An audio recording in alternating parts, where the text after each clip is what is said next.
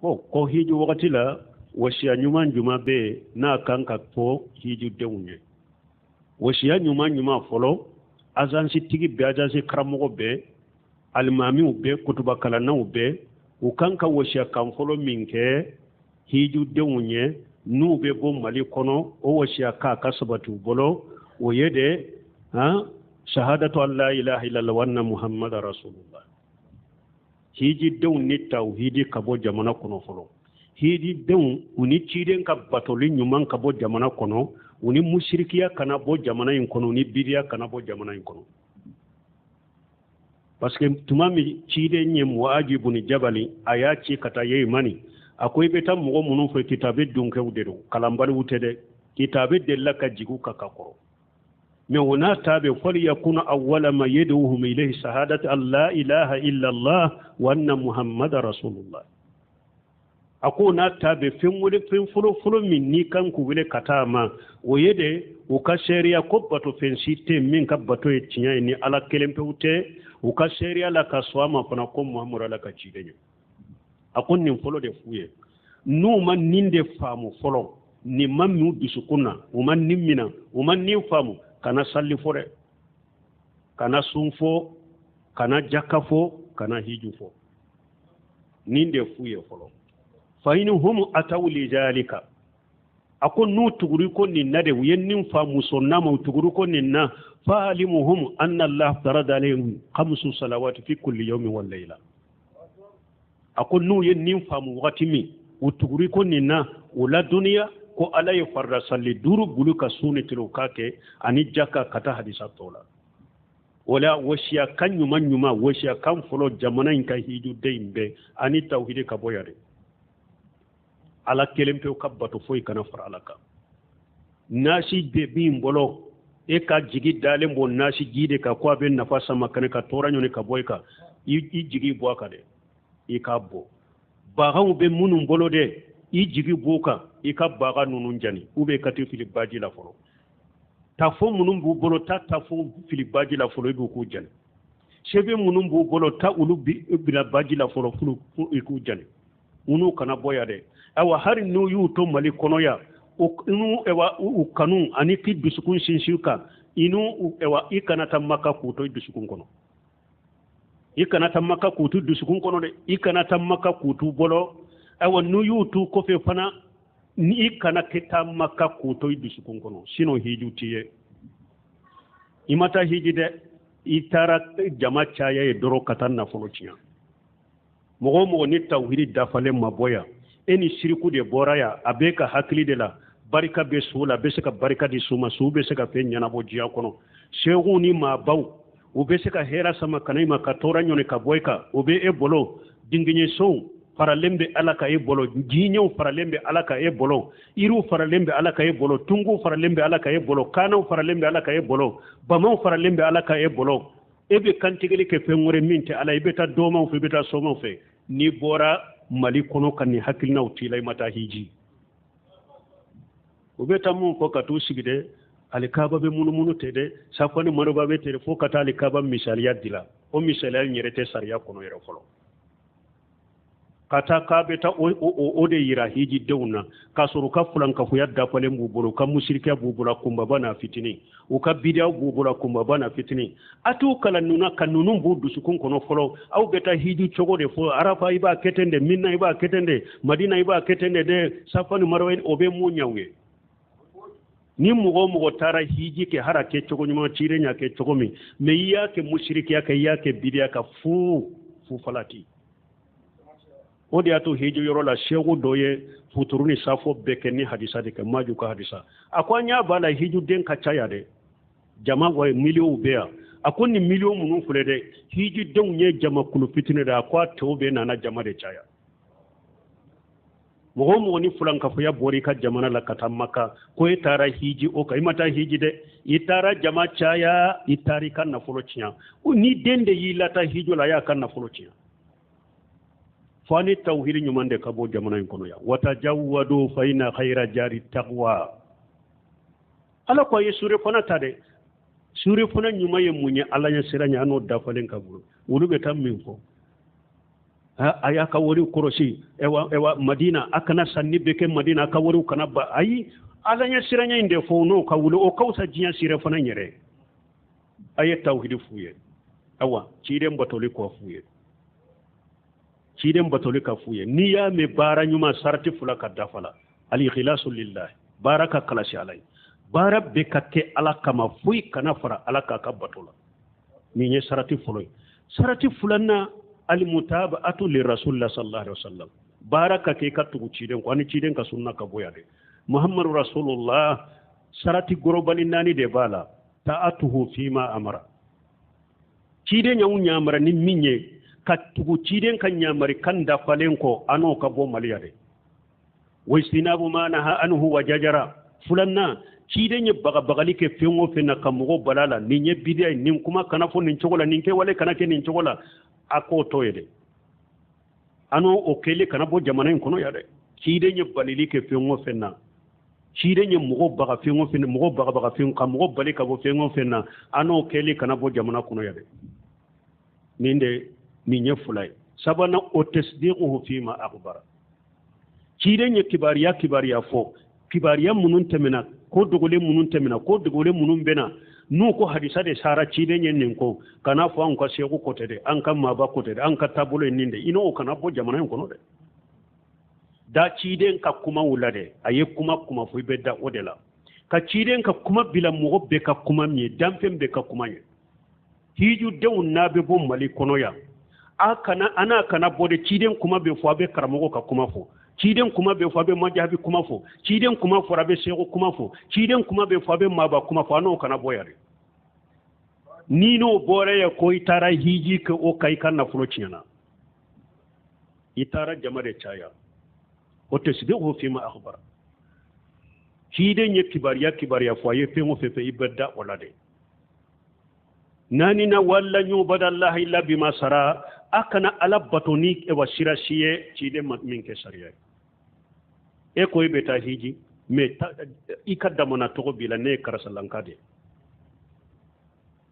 e kadamana togo bila eni ciren ka sunna maboya amma e maboya na be fo e ma ko ahli sunna wal jamaa ala manhaji salafu salih atake ka fo e ma ko ahli sunna wal jamaa ala famu salafu salih eni tabulo wure de ka haklina borala kay e bode kay tara hiji munna itara hiji munna e ko e be se kar janna soroni mo wore ka tabulo min te ciden ka tabulo min te ka ciden ka sunnay e be ta hiji munna hiji kunti lawo wala nebe min fo karamogo kutubawula mimbaru ka deresula ewa hiju asan sitigun naw ba ke ka ewa jamana demunu lata hijra na ba ko abu kala hiju chogola ayen nin ko fula de nyini jamana dem fe folo kan nin kan mi dusukun kono mogo sini sirku kana boya mogo sini bidiya kana bo maliya na ba fa ka hiju kanye siro ni tara hiju mushrikiya kai tara hiju bidiya kai ma hiju ala ko qur'ana kono الحج أشهر معلومات فمن فرض فيهن الحج فلا رفث ولا فسوق ولا جدال في الحج وما تفعل من خير يعلمه الله وتجودوا فإن خير الزاد التقوى ala ko hiju kalo donen do koy ako menni mo min namuta hiju kalo ina fala rafasa ikana junubu kede wala fusuqa ikana fasika ke hiju ina de wala jidala ikana sosoli bambali ke delilata sosoli mununna o ba fo ciden ko tala ko te ba fo ma ba fulana ko te shego fulana ko te ala ko nonun te hiju la koy nonun te ke hiju la koy awa ko be hera kala bado aye sure fanata sire fana nyuma waye munye alanya siranya ciden ko de hiju ko la ko kujo anni manashikakum ako kujo manashikakum min shego fulana min walijin fulana ayaka bato pemuna shego fulana la ayaka bato yoro min ma ba fulana la wode fora kujo anni manashikakum akwa ayaka bato yoro min nedela cide sallallahu alaihi wasallam wala bila sirali nyuma nye ninde mogo nin kabo jamana kono folo ha sewa tauhidi dafale shirku kana yibolo ciden ka sunna batoli dafale ni bidiya kana bo jamana kono kase maka kanata hiju bidiya kade kanata hiju fulan ka foya kade anini na fulo min beta aka ki bolo nafolo halalamai ani ni beta wali hakke munum be ka wali hakke usati ka juru toyila kana mugo ka juru toyila ko ebeta makka tawhidi kofe sunna matrafalen kofe ini sire fana min nafolo min be bola ka ke halalai puri ka hiju ka ke haju mabrur ikan nafolo ka ke halalai awo wali juru munum be la ini wali mugo ka hakke kanata ika hakke tigun iku ka hakke saguma donc ni mugo min ka hiju akera nin chogola nafur halala mabi bolo hiju kera kalashi dusun kalashi alaye abbenna ciden ka sunnama ciden ko hajjul mabruru laysa lahu jaza'il janna ako hiju nyuma ako sarasita la ni arjannate hiju nyuma sarasita la ni arjannate mais anye chogo min fo ulude be sabati ka hiju la de alaka hakki mandama tembele ba mari imane yam fana chamane ni mushriku ya de be bo ibe chaman soro hiju yoro la namu fini merekelem fulala ta fo la sagulen ba bolo comme makkan ka ugo baga baga de sebente ta makade ta fote ta makade baga ta makade wodi ya to babe monto ka do boroni kono ka bilaye mi abiddu sukun kono